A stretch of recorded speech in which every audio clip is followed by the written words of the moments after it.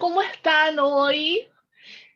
Bienvenidos a Café Kintsugi, qué rico partir otro programa. Julio César, gusto en saludarte. Hoy, yo no sé tú, pero Eso, yo tengo un poquito más frío que de costumbre, como que ya empezamos a definitivamente a despedirnos del verano, de la primavera, y bienvenido otoño, y ya las cosas están más friecitas, así que hay que tomarse un buen café en las mañanas para despertar y para dar un poco el calorcito. ¿Qué noticias nos traes hoy, Julio César? hola, bueno, yo le llevo chalequito, por si acaso, y café Kintsugi. Eh, sí. Oye, le traigo dos noticias, colega. La primera, una cosa que ha estado siempre como en esta cosa de la asimetría izquierda del cerebro, que si un cerebro es distinto que el otro, no tiene mayores facilidades para una u otra destreza. Bueno, de alguna manera esto se estaría confirmando con un estudio de la asimetría cerebral izquierda que puede influir en la capacidad lectora. Y los investigadores de la Universidad Médica de Carolina del Sur en Estados Unidos aseguran que dos teorías aparentemente opuestas sobre el procesamiento del lenguaje son correctas. Desarrollado este estudio y publicado por PLOS Biology, muestra una mayor asimetría en el cerebro izquierdo, puede predecir tanto un mejor rendimiento como un rendimiento medio fundamental en la capacidad de lectura, dependiendo si el análisis se realiza en todo el cerebro o en regiones específicas. Utilizaron la resonancia magnética en 700 niños y adultos junto a algunas pruebas de lectura de pseudopalabra y método matemático como contraste, y el estudio puso a prueba estas dos teorías opuestas y descubrió que sí, que efectivamente la simetría cerebral izquierda incide en una mejora en la comprensión y en la lectura, en la capacidad de lectura. Los autores concluyen que a nivel de la población las asimetrías estructurales del cerebro están relacionadas con el desarrollo normal de una capacidad de procesamiento de sonidos del habla, lo que es importante para establecer una lectura competente y ser capaz de convertir con fluidez los símbolos escritos en sonidos del habla, en un aspecto básico de lectura que varía de una persona a otra y que resulta difícil para individuos con condiciones como la dislexia. Así que bien interesante este artículo que viene a corroborar esa teoría que durante décadas la gente lo conversaba y lo planteaba desde el sentido común y no necesariamente desde la evidencia empírica de la ciencia. El otro, esto está reciente, esto es de hace unos días publicado, por eso lo trajimos. Y la otra notita que traemos es el motivo de la somnolencia en el Alzheimer. Y creemos que esto puede ser importante también para los familiares y amigos y cuidadores de personas con Alzheimer para comprenderlos un poco más en su patología. La pérdida de neuronas, no la falta de sueño, es lo que produciría que las personas con la enfermedad del Alzheimer se sientan más somnolientas durante el día. El letargo que experimentan muchas personas con Alzheimer no se debe a la falta de descanso, sino a la degeneración de unas neuronas subcorticales promotoras de la vigilia, informan investigadores en JAMA Neurology, y también confirman que la proteína tau se encuentra detrás de esta tal neurodegeneración. Los resultados del estudio contradicen la idea común de que los pacientes con la enfermedad de Alzheimer duermen durante el día para compensar una mala noche de sueño. Asimismo, contribuyen al desarrollo de posibles terapias que ayuden a estas personas a sentirse más despiertas. Dice el autor Greenberg, no es que estos pacientes estén cansados durante el día porque no han dormido por la noche, sino que el sistema de su cerebro que los mantendría despiertos ha desaparecido. Eso, ¿qué te parece? Mira, qué importante, porque eso nos permite ir comprendiendo de mejor manera a estas personas que sufren de Alzheimer. También nos permite comprender cuál es la mirada que nosotros debiésemos tener para tener una mejor convivencia. Y lo otro que tú mencionabas respecto del desarrollo neuronal, oye, que es muy atractivo en el fondo de entender. Y ahora la pregunta que a mí me queda es, ¿habrá algo, incidirá el proceso de desarrollo en estas estructuras cerebrales respecto de la comprensión? Ahí me quedan ahí inquietudes. ¿Qué es lo que lo causará? ¿Se podrá evitar, se podrá promover mejores desarrollos? Es claramente un estudio nuevo y que por supuesto que hay muchos que deben estar desarrollando ahí otras inquietudes. Claro, este Oye, estudio se suma a todos los demás. claro. Oye, el programa que trajimos hoy, queremos contarle a nuestros auditores, yo creo que algo que probablemente a más de algunos le va a parecer atractivo. Esto de no quiero crecer. que es el síndrome típico que conocemos tanto, que hablamos siempre, el síndrome de Peter Pan, junto con el síndrome de Wendy. Yo creo que muchos se han encontrado con personajes en la vida, con personas que emulan, ¿no? Que tienen estas características que se visualizan en la obra y en la película, en donde podemos encontrarnos con este Peter Pan que no quiere crecer, que quiere pasarse la vida jugando en un mundo de fantasías, ¿no? Junto con Wendy, que es todo lo contrario, es un desarrollo de una figura que va orientándose a algo más maternal. En la obra podemos encontrarnos esto que dice: el horror de mi infancia era que yo sabía que se acercaba el tiempo en que debería renunciar a mis juegos, y eso me parecía intolerable. Entonces resolví seguir jugando en secreto. Esto nos va diciendo mucho de estas personas con las cuales nos encontramos en la vida diaria, que los vemos enfrascados en un cuerpo adulto, pero que en realidad notamos que el funcionamiento es más infantil o más adolescente. El protagonista de la obra de James Matthew Barrie, que es Peter Pan, un niño que sale volando de la ventana de su casa cuando oye a sus padres hablar sobre las cosas que va a tener que hacer cuando se convierta en adulto. Así comienza la película, esta particular huida de Peter Pan, lo que lo va a llevar al país de nunca jamás, junto a Campanita, un país de fantasía donde no se crece. Entonces, acá también vamos viendo que hay un punto de inflexión que es de no querer crecer, porque hay que empezar a adquirir responsabilidades, claramente, funciones que te van orientando a esta vida adulta, y pareciera ser que la adultez no es tan atractiva versus la infancia. Entonces, el ser humano se va eligiendo inconscientemente el quedarse en una posición más desde la infancia o desde la adolescencia, Julio César. Claro, y la psicología toma estos mitos, estos cuentos, estas leyendas, estas historias que están en el colectivo de alguna manera para reflejar ciertas situaciones o condiciones que se nos dan en la vida, ¿no es cierto? Recordemos a Freud con el complejo de Edipo, el complejo de Electra, etcétera, que están basados en mitos y leyendas griegas. Y bueno, y el doctor Keely hizo esto del síndrome de Wendy y la codependencia emocional, y el Peter Pan que no quería crecer. El doctor Keely es un psicólogo que en 1983 y 84 publica estos libros, y con él se genera este boom ya mediático en los 80 del famoso síndrome de Peter Pan y el síndrome de Wendy, y que podríamos decir que son las personas que tienen miedo, en el caso de Peter Pan, el miedo a crecer, y padecen lo que se conoce como este síndrome, los cuales requieren a una Wendy, porque un Peter Pan y una Wendy son una dupla súper necesaria para que uno exista hasta el otro. Entonces este Peter Pan requiere de una Wendy que le ayude en su incapacidad de resolución de problemas, que detrásito le vaya como haciendo la pega mientras él sigue fantástico en este mundo de nunca jamás. ¿Cómo es la Wendy? Bueno, son personas que tienen la necesidad de complacer a los demás, buscando constantemente aceptación con miedo al rechazo y abandono, dificultando y trascendiendo los propios límites de amor incondicional. Este tipo de personalidad se conoce con el síndrome de Wendy, recordando al personaje de Peter Pan y de Campanita, donde Wendy es la dependiente relacional de Peter Pan que no le permite crecer ni madurar. Existen relaciones dependientes donde una persona inmadura requiere de una persona que le resuelva su responsabilidad, haciéndolas de esta forma irresponsables. Claro, empiezan a tener un rol más de mamá, ¿sí?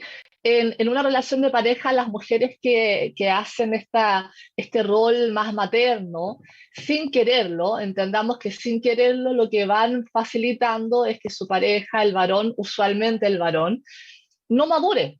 O sea, no continúe el proceso de que debiese desarrollar espontáneamente, y no se responsabilice de sus propias necesidades, de su autonomía, ni de colaborar activamente desde una postura más adulta en la vida diaria.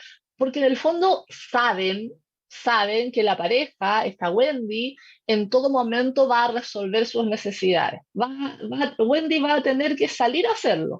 Entonces, ¿para qué? ¿Para qué Peter Pan va a crecer?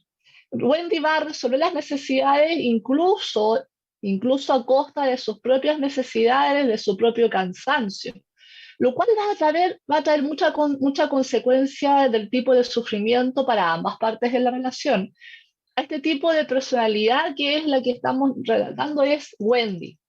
Lo más común es que ocurra en mujeres, también a veces ocurre en hombres, pero lo más común del síndrome de Wendy es mujeres. Aunque lo que ocurre es que los hombres han vivido una serie de reglas familiares en donde de alguna u otra forma se han vivido situaciones o circunstancias en un ambiente de tener que adelantarse a la vida adulta, dejando su etapa de niño para ver que los hermanos van trabajando como un adulto, dejando de divertirse de acuerdo a su etapa. Esto es lo que ocurre a los hombres en el fondo cuando toman esta posición. Algunas de las características de las mujeres que padecen este síndrome son las falsas expectativas que se hacen del cambio respecto de los demás, que al no cumplirse viene la autoconmiseración y el resentimiento. Para que exista una relación de este síndrome se necesita la contraparte de Wendy, que es su Peter Pan, que es una madre que necesita cuidar de su hijo, de ver por su hijo, de desvivirse por su hijo. Wendy necesita sentir la responsabilidad que está en sus manos y que tiene la misión de hacerse cargo por la dificultad en el establecimiento de límites que tiene. Wendy de alguna manera se identifica en la relación con hacerse cargo de todo lo que requiere la relación, tanto respecto de pareja como de los hijos. Julio A César. veces, sí, a veces también, no solo con hijos, sino que también lo vemos en la vida real, a la Wendy siendo la hermana mayor que de alguna manera sacrifica su infancia y su adolescencia para criar a sus hermanos, entrando en lo que es la adultización, normalizando eso y a veces siendo premiada en la casa, diciéndole, oye, pero ¿qué hacen Dosa que es fulanita, qué bien que lo hace, ya es toda una mujercita, y tiene 12, 13, 14 años y no está en el momento de que le corresponde, te fijas, está bien ir incorporando cosas, pero que se lleve a cuesta la crianza y que lo y como chivo expiatorio ella sacrifique su infancia por sus hermanos, también es otro caso de Wendy. Bueno, hablemos un poco del autor que colocó estas ideas geniales en los 80. Estamos hablando de Dan Keeley, psicólogo norteamericano, que fue quien utilizó el término por primera vez, el síndrome de Wendy, el cual también acuñó el término de Peter Pan para las personas que se rehusaban a crecer. Keeley, Keeley empezó a investigar el tema central en su libro El síndrome de Peter Pan, al notar que entre sus pacientes un alto porcentaje de los jóvenes que él trataba se negaban a aceptar las responsabilidades de un adulto. Lo mismo que el personaje de la obra de James M. Barrie. Como subtítulo del libro de Peter Pan, él escogió algo que es claro, hombres que no crecieron jamás. Y en 1984, luego de que su éxito del libro fue tal en el 83 que este libro se tradujo hasta 22 idiomas, para que se hagan una cuenta, estamos hablando de una era pre-internet, el 83, tanto fue el boom de este bestseller que en el 84 tuvo que escribir de nuevo a este hombre para seguir ganando dinero. Así que escribió El dilema de Wendy y lo subtituló Cuando las mujeres dejan de cuidar a sus hombres. Peter Pan, el miedo a crecer. Las personas que tienen miedo a crecer padecen lo que se conoce como el síndrome este que hemos hablado, los cuales requieren, ¿no es cierto?, de esta Wendy que les ayude en su capacidad de resolver los problemas. En las parejas, y esto es lo que es importante, y una de las cosas por las que también lo traemos al programa, es que esto se da en el día a día actualmente en el mundo de las parejas. En las parejas suele existir esta queja constante sobre estos famosos Peter Pan, señalando la falta de madurez e incapacidad y compromiso. Pero no es tan sencillo porque la queja no genera la solución. Chanhuey. Claro que no. Vámonos a escuchar Beautiful de Cristina Aguilera y regresamos con Wendy y Peter Pan. Bueno, y regresamos al Café Kintsugi de hoy, martes 12 de abril, y queremos saludar a nuestro auspiciador Instituto Kintsugi, psicoterapeutas expertos en trauma psicológico y EMDR. EMDR es una terapia psicológica de tercera generación basada en evidencia científica y orientada al tratamiento psicológico del trauma. Haz tus reservas, haz tus consultas Pregúntanos en el más 569-5634-5078 y en el más 569-3716-6362. El trauma se puede superar. Bueno, y continuamos hoy día hablando del síndrome de Wendy y de Peter Pan. ¿Qué nos Claro, cuentas, Chanhue?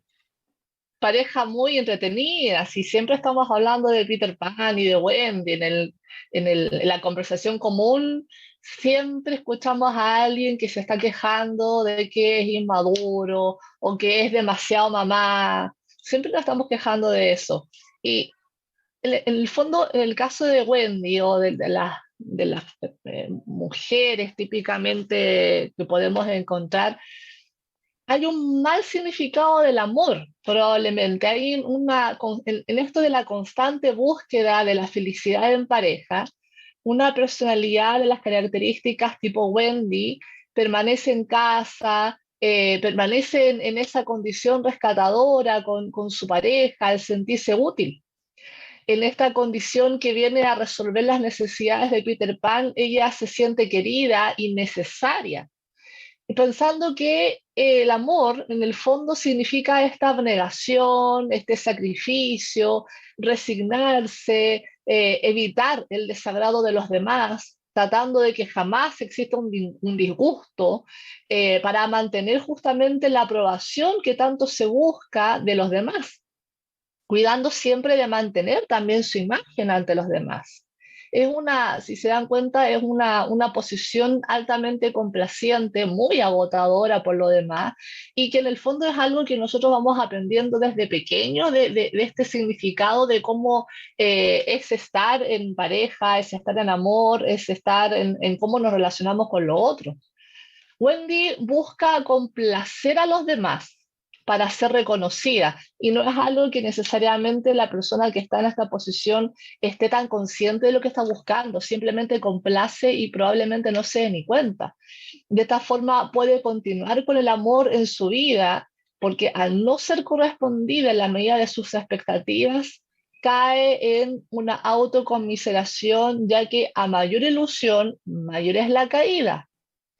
Wendy o las personas que están en este funcionamiento van a hacer lo necesario por otras personas para justamente lograr este reconocimiento, lograr esta valoración que es altamente externa, ya que tiene un pobre concepto de sí misma, hay una baja autoestima, hay un bajo autoconcepto. Entonces colocamos demasiadas expectativas y demasiada relevancia a la valoración que los otros nos pueden realizar a nosotros mismos. Quedamos absolutamente vulnerables a el visto bueno o la desaprobación externa sobre nosotros.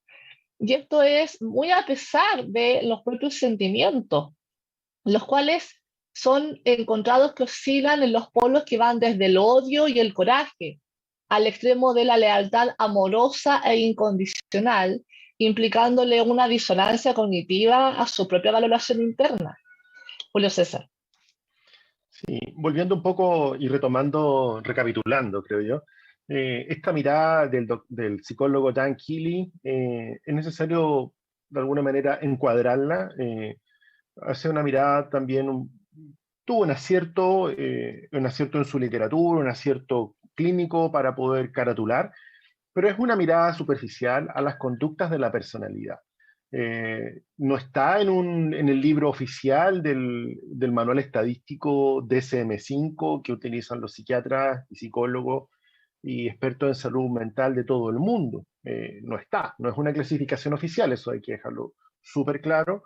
Y a partir del estereotipo primero del cuento, ¿no es cierto?, de Barry y de las películas que hemos visto por Disney y por otras producciones, está este estereotipo cinematográfico que nos ayuda como a ir vislumbrando a este tipo de situaciones y de coyuntura diádica. Diádica me refiero a dúo, a dos personas que actúan, ¿no es cierto?, Wendy y Peter Pan.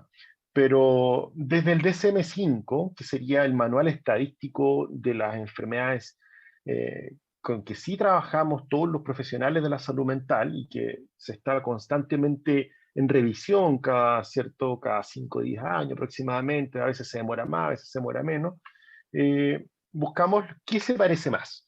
Y no deja de ser curioso que el síndrome de Peter Pan no tenga un parangón ni una analogía directa alguna con los diversos cuadros clínicos psicopatológicos que hoy se usan, tal y como se especifica en las nosologías psiquiátricas internacionales con validez de la comunidad científica, como este DSM-5 o el CIE-10, que también es el otro gran documento.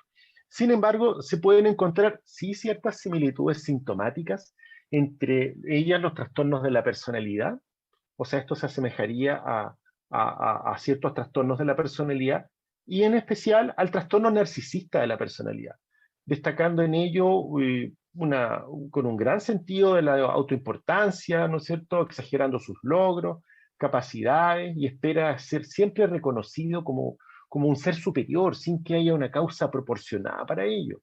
Está preocupado por fantasías de éxito ilimitado, de poder, de belleza, de brillantez o de amor imaginario. Cree que es alguien especial y único, pretencioso. Es explotador en las relaciones interpersonales, por ahí aparece Wendy, ¿se fijan? Sacando provecho de los demás. En el fondo, para que me quiera, los otros tienen que hacer cosas. Y carece, por ende, de empatía. Es decir, le da lo mismo, importa él y punto, o ella. Es reacio a reconocer o identificarse con los sentimientos o necesidades de los demás. No le preocupa mucho. Frecuentemente envidia a los demás o cree que los demás lo envidian a él o a ella. Y presenta comportamientos arrogantes o actitudes soberbias. Por ahí andamos un poco Claro. clasificando al Peter Pan, pero desde la mirada oficial, científica del DSM-5. Claro, es que justamente estas características que va colocando el doctor Keely en el desarrollo del síndrome de Peter Pan nos va hablando de una posición más narcisista en el ser humano.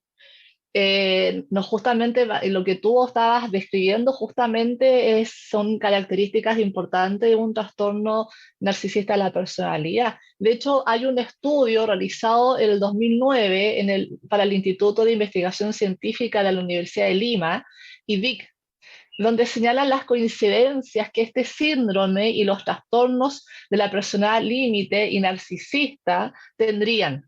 Y evaluando en función de la APA y del DSM-5 las características, hay un símil muy cercano. De hecho, hay otro estudio también que realizaron con un estudio de mujeres cuyos maridos padecían el síndrome de Peter Pan y descubrieron que estos hombres nunca pudieron establecer una relación realmente cercana con sus esposas. Bebían demasiado alcohol, eh, muy poca adherencia a los trabajos, una tendencia importante al engaño, con baja involucración emocional en la relación de pareja y también en otro tipo de relaciones. En este estudio sugirieron 4 temas en las relaciones cercanas a largo plazo de las mujeres. Un apoyo limitado del cónyuge, o sea, de este Peter Pan, un abuso de sustancias, el engaño y la coviolencia. Si se dan cuenta, acá hay características que refieren a la falta de empatía, refieren a la falta de capacidad de madurez emocional, refiere justamente a este abuso, a la dependencia del otro, y esto nos va hablando de una posición más narcisista, y por supuesto también podemos encontrar estos rasgos a veces en los trastornos límite de la personalidad. Justamente lo que dice el doctor Keely, que es lo que él descubrió, porque a veces asociamos a Peter Pan con una mentalidad infantil o de niño, pero estas características que tú señalas son adolescentes, porque son propias de la rebeldía adolescente, ¿no es cierto? Y bueno, Keely caracteriza, digamos, estas conductas como desórdenes de personalidad que afectan principalmente a los varones.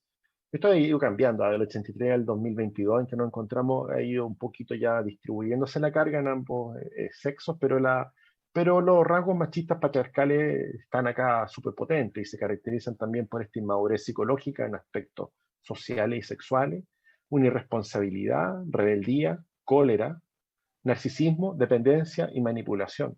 Son personas que se niegan a abandonar su etapa de adolescencia en función de adquirir responsabilidades propias de una edad madura, optando por anclarse psicoemocionalmente en la comodidad, ¿no es cierto?, del territorio, que lo alargan y lo alargan y lo alargan, que es la adolescencia.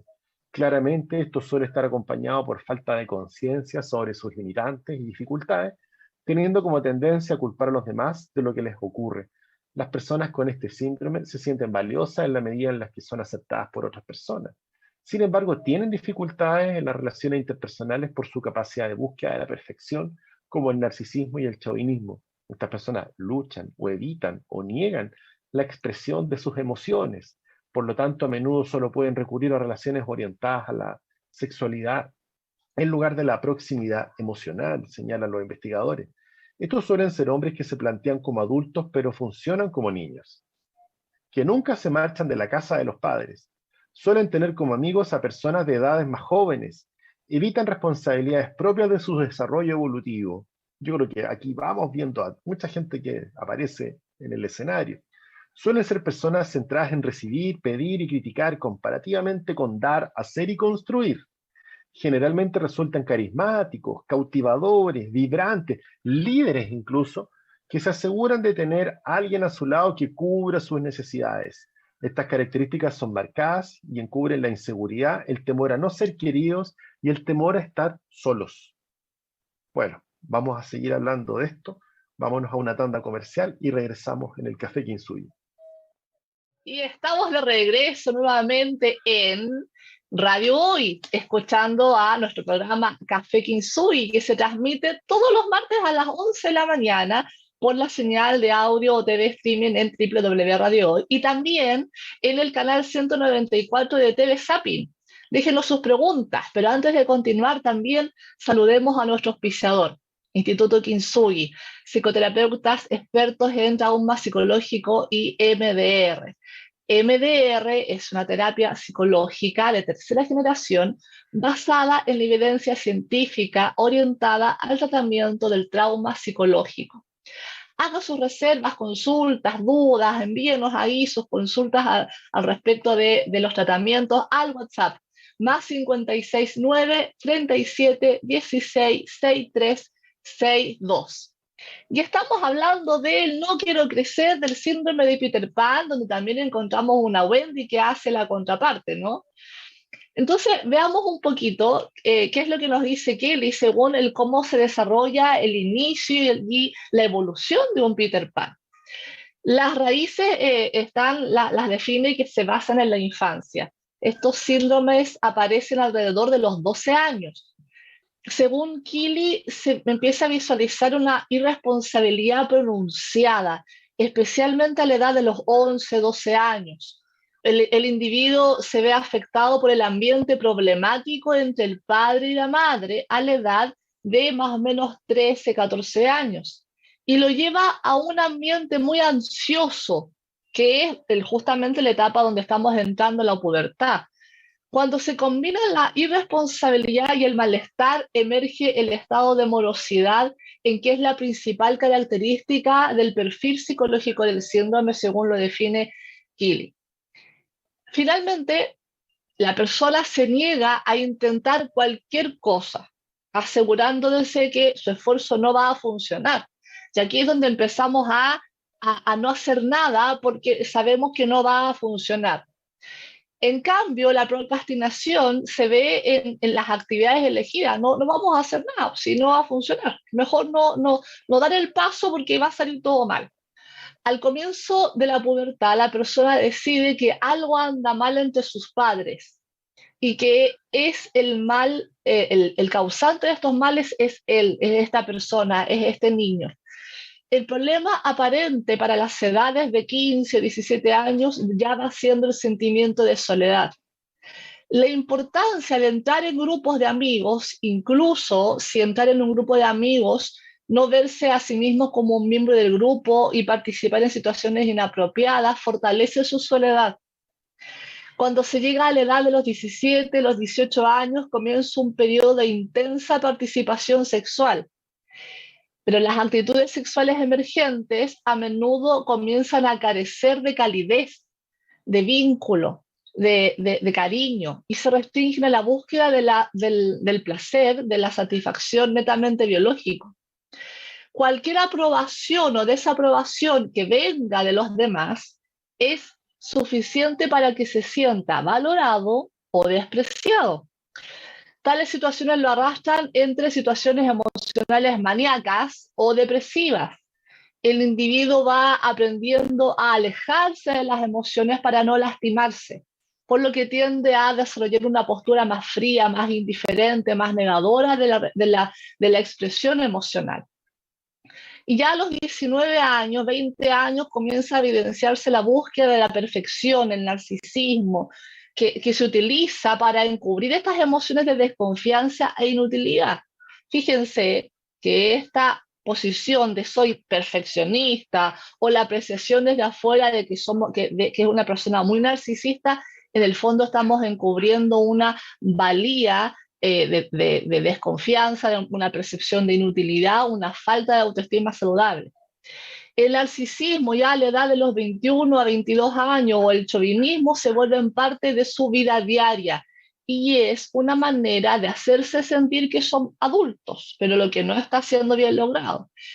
Y ya luego, a la edad de los 30 años, la persona ya se va sintiendo decepcionado de todos los esfuerzos que ha hecho, pero que no han servido, con claramente un sentimiento mucho más profundo de soledad, de la incapacidad de pertenecer y lo que va generando desesperación. Julio César.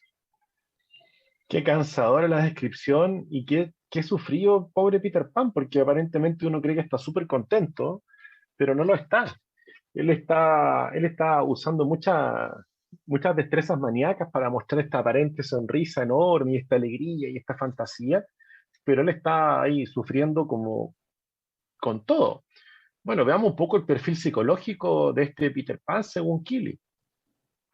7 características destaca el autor en el perfil psicológico de un individuo con el síndrome de Peter Pan. Según él, en el año 97 nos cuenta, primero, la parálisis emocional, que tú la describiste ahí de alguna manera, porque para la persona las emociones, dice, son aburridas o se expresan de forma inapropiada.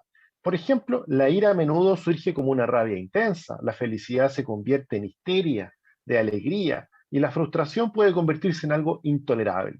Las personas con el síndrome de Peter Pan son extremadamente egocéntricas.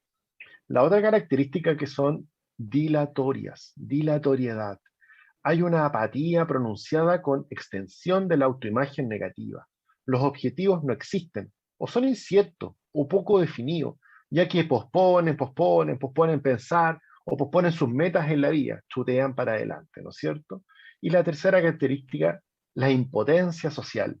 Estos, en el caso de los hombres, se sienten muy solos, angustiados por su soledad, pero a pesar de los deseos y requisitos de pertenencia al grupo, se puede decir que no pueden adquirir verdaderos amigos. Se abstienen de asumir la responsabilidad de sus actos en una condición que complica las relaciones sociales. Claro, porque para tener amigos hay que ser amigo, hay que jugársela, y no pueden. Hay que vincularse y es algo que Claro, no han logrado desarrollar adecuadamente.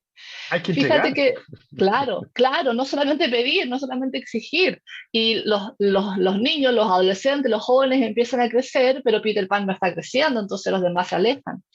Otro de los puntos que plantea Kili es referente al pensamiento mágico. Y bueno, pensamiento mágico estamos hablando de niños. Se abstienen claramente de aceptar sus errores y de asumir la responsabilidad de sus acciones, es decir, los responsables, como tú ya lo decías antes, son los otros, no ellos. Respecto de la madre, la persona quiere librarse de la influencia de la madre, pero cada vez que lo intenta se siente culpable. Esta situación se manifiesta especialmente cuando se acerca a una mujer. Entonces quiere que la mujer de su vida se comporte de cierta manera y dentro de los límites que él marca y la pone en la posición de la madre. Se enoja incluso cuando la mujer en su vida se desvía de estas expectativas. Y aquí es cuando vamos buscando a Wendy. Respecto con el padre, falta un vínculo, falta en Peter Pan, usualmente falta un individuo eh, que haya hecho como un padre, pero decide que nunca obtendrá el amor y la aprobación de su padre. se siente alineado de la figura paterna y experimenta problemas con los varones que representan la autoridad en las últimas etapas de su vida. Respecto a la expresión sexual, se supone, para estos individuos, se supone que una mujer se acercaría al hombre para que él tenga ganas de proteger a la mujer.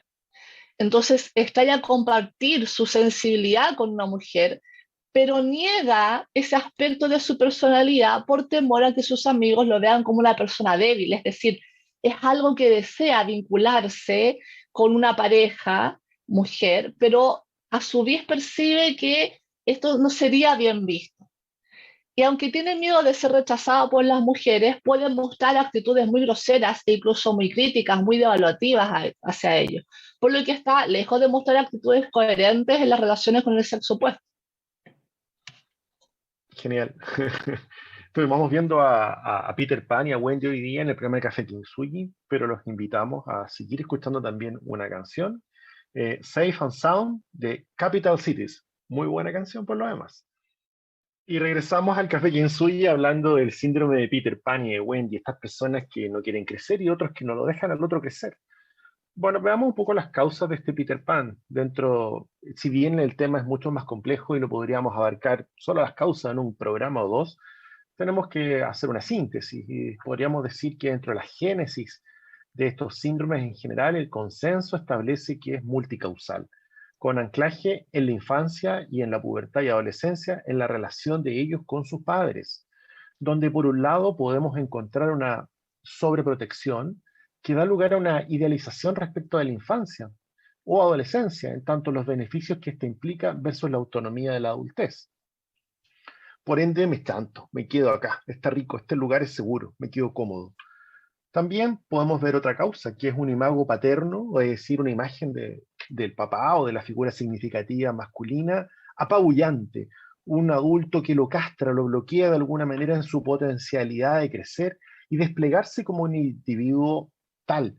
Entonces él dice, pucha, es tan grande esta imagen que yo no puedo seguir, no me la puedo, me quedo acá. Y se siente bloqueado, castrado y no crece. Y finalmente esta misma línea también nos encontramos con ambientes donde el niño fue altamente sobrevalorado desde los logros. Lo valoraron por ser niño, cosas de niño que estaban bien, entonces se quedó en ese espacio seguro. O una hipervalidación de la juventud como un concepto, o una devaluación simbólica hacia otros ciclos del desarrollo, por ejemplo, que implicaban que madurar significaba envejecer y envejecer significaba algo que no estaba bien, que no era válido.